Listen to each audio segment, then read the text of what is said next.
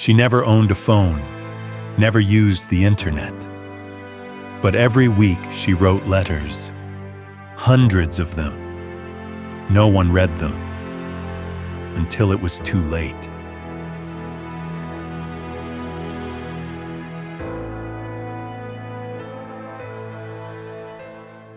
Grandma Helena's house was small, with light blue wooden window frames and handmade lace curtains. The garden, though simple, was full of life. Fragrant lavender, cheerful daisies, and an old wooden bench where she often sat with her cup of chamomile tea. Inside, everything smelled like time, sweet memories, fresh-baked bread, and old paper. But there was one thing that made her home different from every other house in the family. There was no Wi-Fi, no computer, and certainly no cell phone. Helena had never owned one. She never wanted to. To her, love was shared through voice, through eyes, through time, and especially through paper. Every week, she sat at the dining room table with a stack of blank pages, her favorite pen, and a heart full of longing. Helena wrote letters, one for each grandchild, each one different. Sometimes they were long, other times short. Some contained stories from her childhood, others offered advice, reflections, or prayers. Some made them laugh, others brought tears. All were written in blue ink and round, steady letters, as if the paper mirrored her soul. The envelopes carried the soft scent of lavender, and she sealed them with an almost ceremonial tenderness. Her grandchildren would receive them in the mail or find them during Sunday visits. At first, they read them with excitement, but as they grew older, responsibilities piled up. Social media, busy schedules, constant rush. The letters began to collect in drawers, forgotten and untouched. Helena never complained. She kept writing, with the same calm, the same affection, as if she knew that one day those words would bloom when the time was right. She used to say, letters were seeds. Some sprout the moment they fall into the reader's heart. Others need to sleep in the dark for a while, but all of them carry life within. And she knew this because writing was her way of being close, even when her grandchildren didn't have time. She didn't know what a story or a DM was, but she understood, more than anyone, the power of a word written with intention. Her love was there, in every handwritten line, in every period that wasn't a goodbye, but a pause before the next chapter. Her grandchildren didn't realize it yet, but they were being quietly shaped by those messages. Even without reading them, just receiving them kept their grandmother's presence alive, invisible but constant. One autumn afternoon, as the sun turned the leaves in the backyard golden, Helena sat at the table, her body a little tired. The pen between her fingers felt heavier, but her heart, oh, it still beat with the strength of someone who had much to say. She began writing a new letter, this time to the most distant grandchild, the one who hadn't replied in years. At the top of the page, she wrote, "My dear, I know you might not read this now, but I'm writing for when your heart is ready." And she smiled. That quiet smile of someone who knows time may erase screens, but it never erases what was written with love. The letter Helena wrote that autumn afternoon arrived a few days later in the mailbox of Ethan, her oldest grandson. He had been living on his own in another city, busy with 1,000 tasks and distractions. When he saw the envelope with his grandmother's handwriting, he frowned and muttered, "Another one?" He tossed the letter onto the kitchen counter without opening it, like someone postponing affection.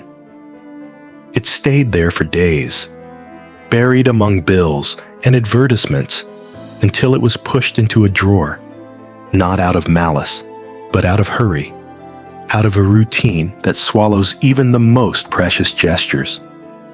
Ethan thought he had time, plenty of time to sit down, breathe, and read. But that time, which seemed endless, was silently slipping away like sand through his fingers.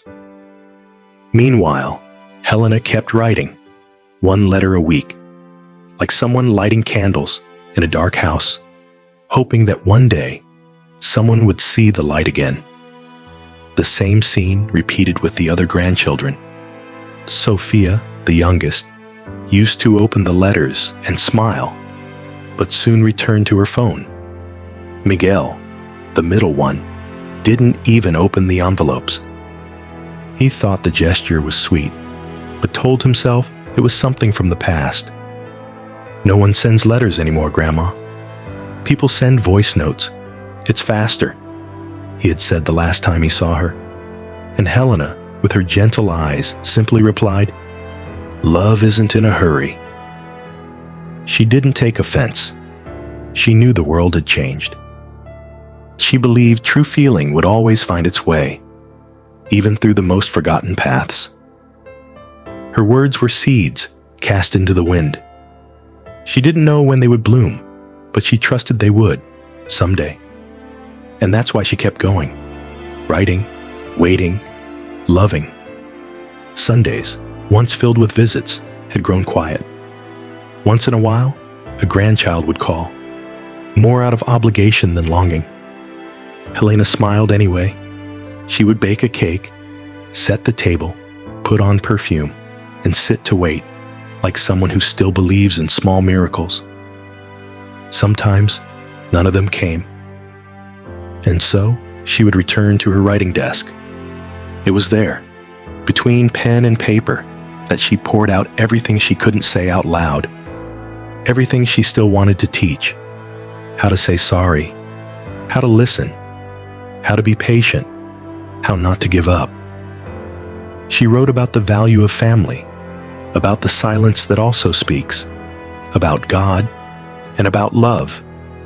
That kind of love she gave without expecting anything in return, even when it wasn't given back. One morning, after finishing yet another letter, Helena felt a slight dizziness. She held on to the edge of the table and slowly sat down. Her breathing was short, but she wasn't worried. "It's just time moving a little faster today," she whispered. She rested her head on her arms and stayed like that for a few minutes. When she stood up again, she left the finished letter next to the envelope. It was addressed to Ethan. On the final line, she had written, "Maybe no one will read this today, but I'm writing for when the heart needs to remember what love is." At that moment, the sky began to cloud over, as if even time itself knew that something precious was about to change. On Monday morning, the family phone rang early. On the other end of the line, Helena's neighbor spoke with a choked voice. She didn't wake up today. She had a smile on her face, looked at peace. The news struck the family like thunder in a clear sky. Ethan remained silent for long minutes after hearing those words. He tried to keep typing at his computer, but his hands were trembling. Guilt arrived before the tears. He remembered the last letter he had received, still untouched in the drawer. A lump formed in his throat, and he ran to get it. As he opened the envelope, his hands shook. His grandmother's words seemed to be written with a tenderness that defied time. "I know you might not read this now, but when you feel longing, you'll know I was always with you, even in silence." That's when Ethan broke down. The tears finally came, not just for the loss, but for the absence he himself had nurtured. At the wake, the small neighborhood church was full. Old friends, neighbors, humble folks. But what stood out the most was the table in the center of the room. decorated with white flowers and letters, hundreds of them. Some opened, others still sealed, all written by Helena over the years. Her oldest daughter had the idea to bring them as a symbol of the emotional legacy she was leaving behind. Each grandchild received a stack of letters addressed to them. Many were moved just by seeing their names written in that familiar handwriting. Sophia, eyes red, hugged the last letter she'd received weeks earlier and silently asked for forgiveness. Miguel held the letters as if holding time itself. And Ethan, sitting in a corner of the room, read them one by one, as if trying to recover every hug he never gave. Each word seemed to carry a new weight, a new meaning, as if Helena's voice echoed there, between the pauses and the final periods. At the end of the ceremony, no one wanted to leave. It felt like leaving would be forgetting. So the grandchildren gathered at Helena's house. They sat in the living room, surrounded by her memories. The scent of chamomile tea, the shelf of old books, the embroidered pillow that read, "Love lives in the details." Ethan brought out a cardboard box with all the letters he had once stored away unread. When he opened it, silence fell over the group. One by one, they began reading aloud. Some letters made them laugh. Others brought quiet tears. But they all had one thing in common: the constant love of a grandmother who never stopped believing that her words, even when ignored, would one day find their way. That night, the grandchildren slept at their grandmother's house. For the first time in a long time, they were all together. And it wasn't out of obligation. It was out of need. Every corner of the house seemed to speak to them, as if Helena was still there, watching over them in silence. Ethan stayed up late, rereading the letter that had brought him to tears. One line kept echoing in his mind: "When the heart feels longing, it will understand what silence tried to teach." In that quiet dawn, he finally understood. Lost time never returns. But love written with truth endures. Time passed, but Helena's absence didn't turn into silence. On the contrary, her words continued to echo in the lives of those she left behind. The letters, once seen as an old-fashioned habit, had now become living relics. Ethan, who had barely read them before, now cherished them in a wooden box he had built himself. On the lid, he had engraved, "For when the heart forgets." Each envelope inside seemed to carry not just ink and paper, but hugs he never gave, conversations he never found time to have. His grandmother's carefully chosen words became advice he read as a compass for difficult days. Sophia, transformed by the last letter she received, decided to start writing letters too. She began by sending notes to her siblings, then to distant friends. She discovered a new way to love, with time and presence, even without being physically close. Miguel, the one most resistant to emotions, began carrying one of his grandmother's letters folded in his wallet. Whenever he felt lost in the chaos of the world, he would unfold it, read a line, and find himself again. Without knowing it, Helena had written a manual on how to remain in someone's heart, even after leaving. The house where she had lived for so many years became a gathering place. The grandchildren decided to turn it into a community space where elderly people could write letters to their families. In the living room, they created a little corner called Grandma Helena's table. Paper, pens, and envelopes were always available, with a sign on the wall that read, "Write today what your heart may forget tomorrow." Little by little, the space became a small refuge of memory and affection. Neighbors, children, even strangers came to write something meaningful. Some of Helena's unsent letters were compiled into a small book titled Letters for When the Heart Forgets. The project came to life, and the story of the woman who never owned a cell phone began touching lives far beyond her street. Ethan, deeply moved by all he had lived through, began visiting schools to share his grandmother's story. He spoke about the importance of words spoken with intention, of listening without rushing, of love that doesn't need technology to survive. At one of these visits, a child asked, "Did she know she was teaching all of this?" Ethan smiled, eyes misty, and replied, "Maybe not. Maybe she was just loving." And the lessons came after. In that simplicity was all of Helena's greatness.